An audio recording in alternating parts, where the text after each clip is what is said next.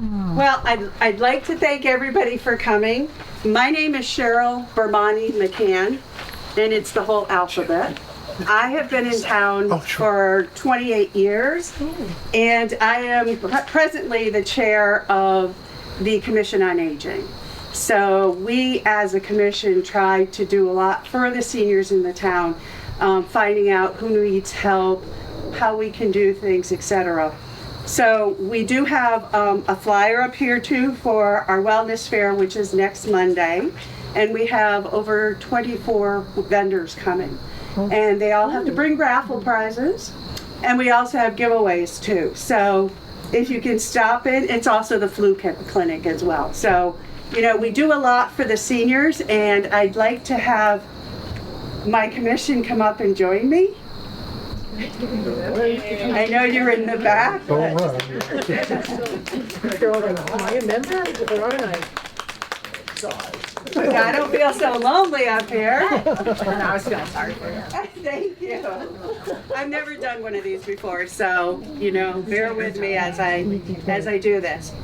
So I personally did not know B, and we're going to have a couple of people talk about these for us in depth that were personal friends of hers. Excuse me, could you back up just a little bit?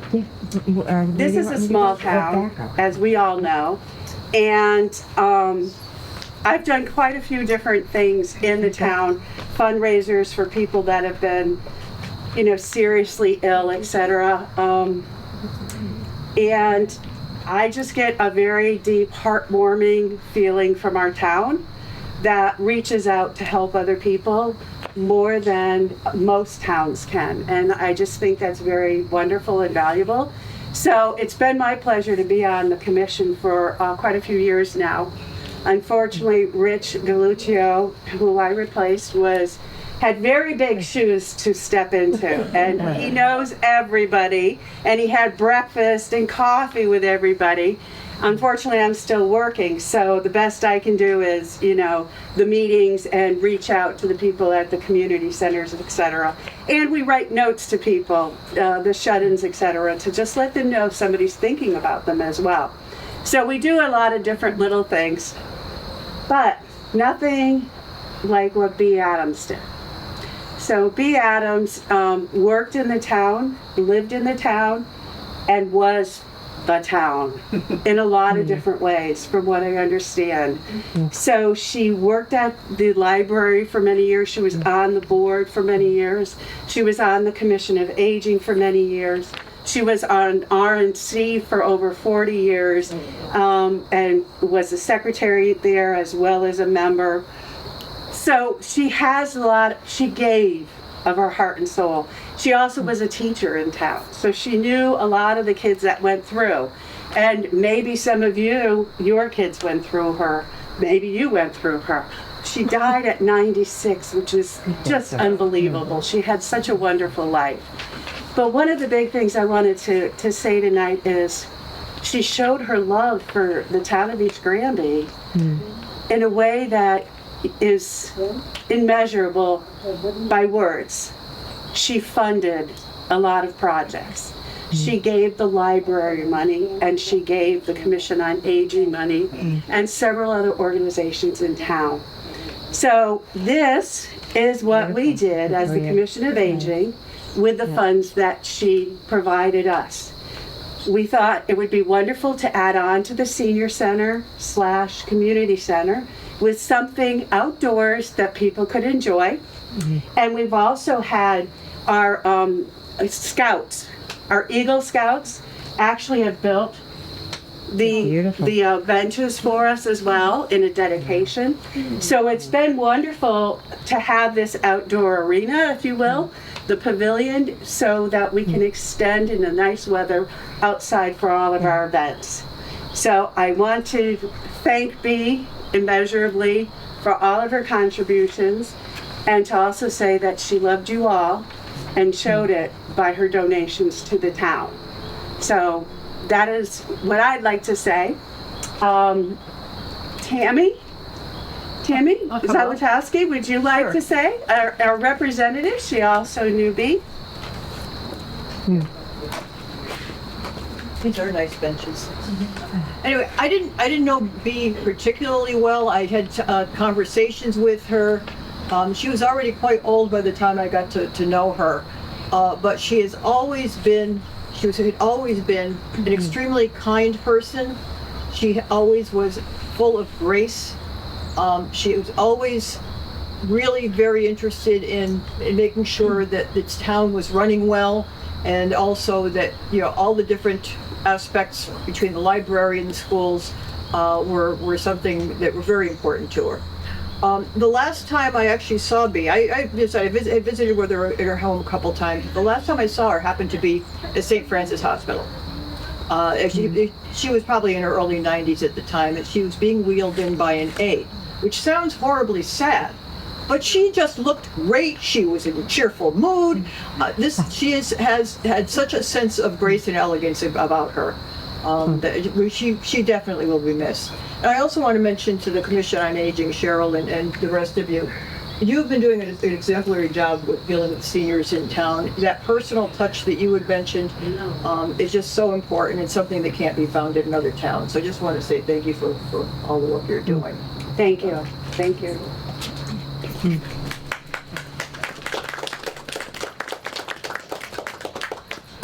I'd also like to ask Jim Hayden, our former selectman, to come up, who knew Bea quite well.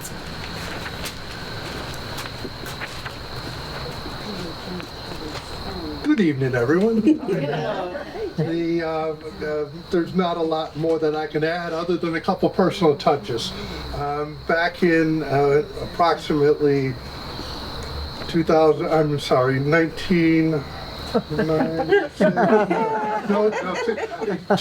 It's actually about 20 years ago. Before I ran for elected office, before I was first elected, I was on the Commission on Aging. And I met Bea and was very impressed by Bea. And, Bea was full of vigor and vinegar. You put the other word in before that, and was just a delightful person, and very interested, as previously has been mentioned, for the town and for specifically the seniors. And she was during my 3 or 4 years that I was on the commission, she was the treasurer. She probably was a treasurer forever, but she would give the report, and it would not be, okay, there's $300 in the kitty. It would be, there was $299.12 in the kitty. Very precise, very short, to the point.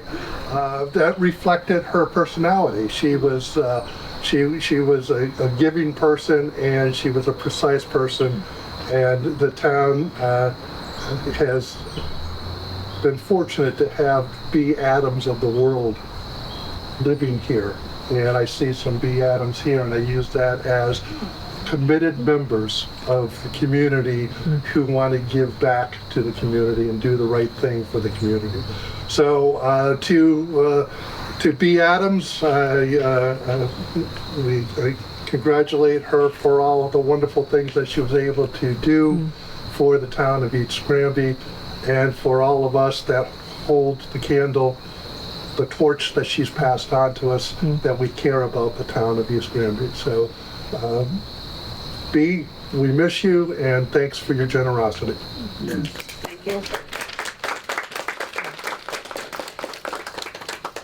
So we have wonderful refreshments for you. I do have also, because we have the wellness fair next week, we have a little giveaway. So if you'd like to take one of these as well, you're welcome to it. Oh, yes. And is there anybody else that knew her that would like to say something? Yes. Yes, come on up. Oh, that's wonderful. Thank you, Kathy. My name is Gail Wilcox, and the Wilcoxes and the Adamses knew each other like forever. I've known Bea all of my close to 70 years. And a couple things. I was closest to her through the church, and The generosity that you spoke of for the town was very evident within the church. She was, I called her a ding-a-ling because she rang the bells. And so did my mother, so she was a ding-a-ling as well. They call me that too, but for different reasons. Touche. So my mom and she were friends, very, very close friends, and my parents were friends with her parents. Bea lived with her parents, and then once deceased, stayed in that house. But Bea and I shared a lot, but then again, there were times that we were skew lines.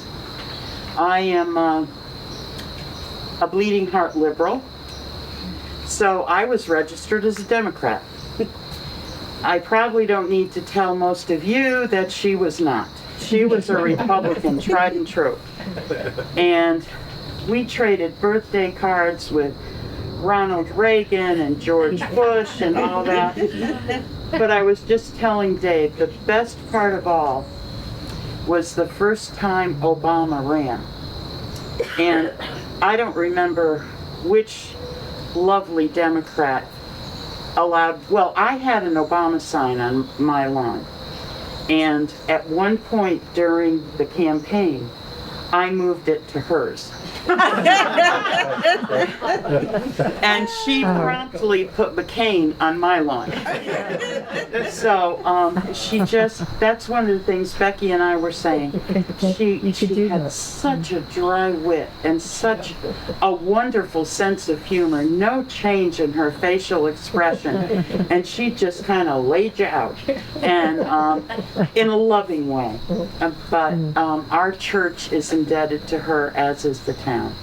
And I'm just very grateful that this homage is being paid her in perpetuity.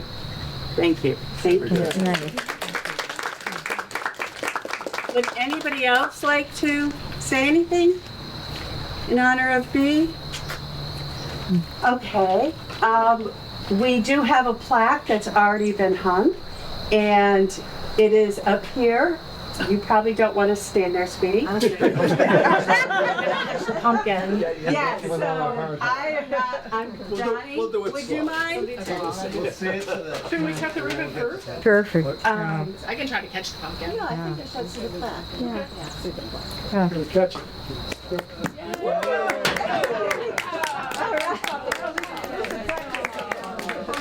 So we dedicated to the memory of Beatrice B. Adams, 1923 to 2020, who spent many years serving the town of East Granby. That's right. Beautiful.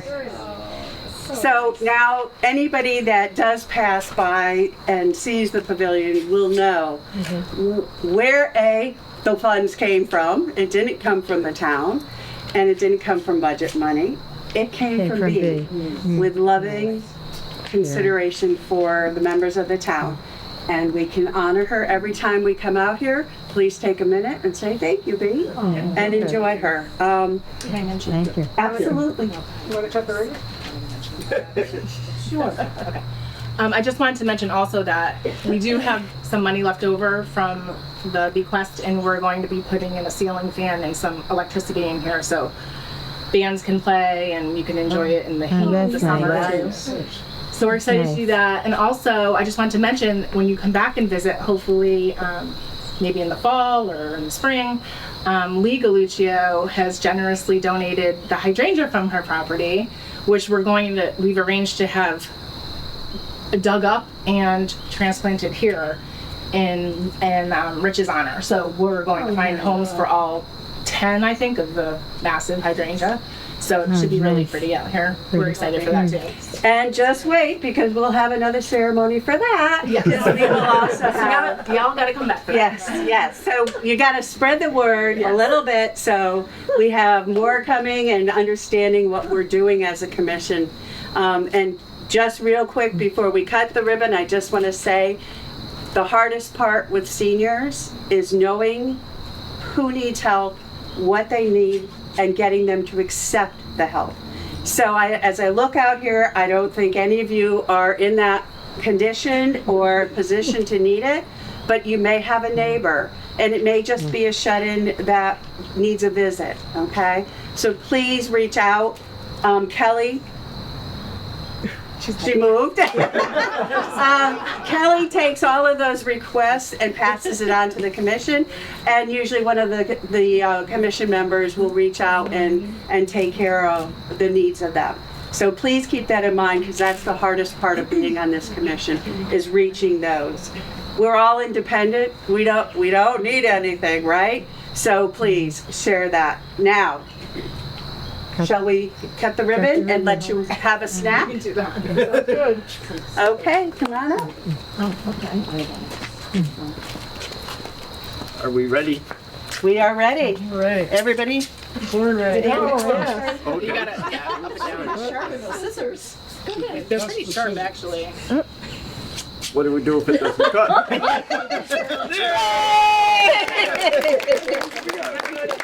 I thought you needed a lead. Thank you. Come on up and have refreshments. We are going to be having our commission meeting following this, so we'd love to have you join us.